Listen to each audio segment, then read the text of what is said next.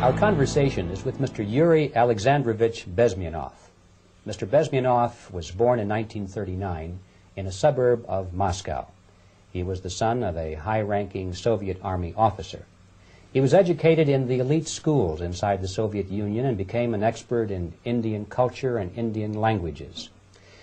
He had an outstanding career with Novosti, which was the, and still is, I should say, the press arm or the press agency of the Soviet Union. It turns out that this is also a front for the KGB. He escaped to the West in 1970 after becoming totally disgusted with the Soviet system, and he did this at great risk to his life. He certainly is one of the world's outstanding experts on the subject of Soviet propaganda and disinformation and active measures. When the Soviets use the phrase ideological subversion, what do they mean by it? Ideological subversion is the process which is legitimate, overt, and open. You can see it with your own eyes. All you have to do, all American mass media has to do, is to unplug their bananas from their ears, open up their eyes, and they can see it. There is no mystery. There is nothing to do with espionage. I know that espionage intelligence gathering looks more romantic. It sells more deodorants through the advertising, probably. That's why your Hollywood producers are so crazy about James Bond type of thrillers. But in reality, the main emphasis of the KGB is not in the area of intelligence at all.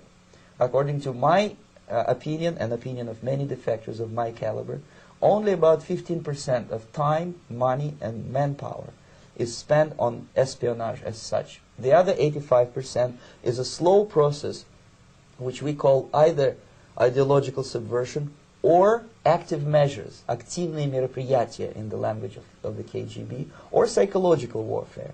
What it basically means is to change the perception of reality of every American to such an extent that despite of the abundance of information, no one is able to come to sensible conclusions in the interests of defending themselves, their families, their community, and their country. It's a great brainwashing process which goes very slow, and it's divided in 4 basic stages. The first one being demoralization. It takes from 15 to 20 years to demoralize a nation. Why that many years? Because this is the minimum number of years which requires to educate one generation of students in the country of your enemy, exposed to the ideology of the enemy. In other words, Marxism-Leninism ideology is being pumped into the soft heads of at least 3 generations of American students without being challenged or counterbalanced by the basic values of Americanism, American patriotism. The demoralization process in the United States is basically completed already. For the last 25 years, actually it's overfulfilled, because demoralization now reaches such areas where previously not even Comrade Andropov and all his experts would even dream of such a tremendous success. Most of it is done by Americans to Americans, thanks to lack of moral standards. As I mentioned before, exposure to true information does not matter anymore. A person who was demoralized is unable to assess true information. The facts tell nothing to him. Even if I shower him with information, with authentic proof, with documents, with pictures, even if I take him by force to the Soviet Union and show him concentration camp, he will refuse to believe it until he is going to receive a kick in his fat bottom. When a military boot crashes then he will understand, but not before that. That's the tragic of the situation of demoralization. So the next stage is destabilization. This time, subverter does not care about your ideas and the patterns of your consumption. Whether you eat junk food and get fat and flabby, it doesn't matter anymore. This time, and it takes only from 2 to 5 years to destabilize a nation, what matters is essentials: economy, foreign relations, defense systems.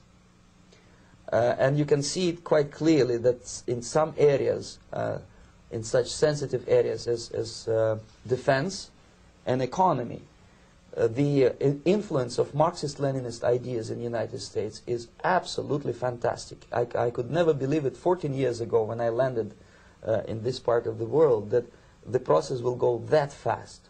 The next stage, of course, is crisis. It may take only up to 6 weeks to bring a country to the verge of crisis. You can see it in Central America now.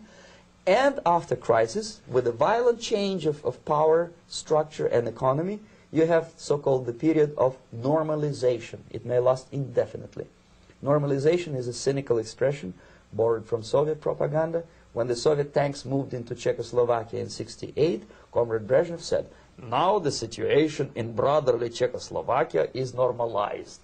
This is what will happen in the United States if you allow all these schmucks to bring the country to crisis, to promise people all kind of goodies and the paradise on earth, to destabilize your economy, to eliminate the principle of free market competition, and to put a big brother government in Washington, D.C., with benevolent dictators like Walter Mondale, who will promise lots of things, never mind whether the promises are fulfillable or not. Your leftists in the United States, all these professors and all these beautiful civil rights defenders, they are instrumental in the process of the subversion only to destabilize the nation. When their job is completed, they are not needed anymore. They know too much. Some of them, when they get disillusioned, when they see that Marxist-Leninists come to power, obviously they get offended. They think that they will come to power. That will never happen, of course. They will be lined up against the wall and shot. But they may turn into the most bitter enemies of Marxist-Leninists when they come to power. And that's what happened in Nicaragua. You remember most of these former Marxist-Leninists were either put to prison or one of them split, and now he's working against Sandinistas. It happened in Grenada when Maurice Bishop was already a Marxist. He was executed by a new Marxist who was more Marxist than this Marxist. Same happened in Afghanistan when first there was Taraki, he was killed by Amin, then Amin was killed by Babrak Karmal with the help of KGB. Same happened in Bangladesh when Mujibur Rahman, very pro-Soviet leftist, was assassinated by his own Marxist-Leninist military comrades. It's the same pattern everywhere. It's divided in 4 basic stages: demoralization, destabilization, crisis, normalization. They will be lined up against the wall and shot, wall and shot, wall and shot.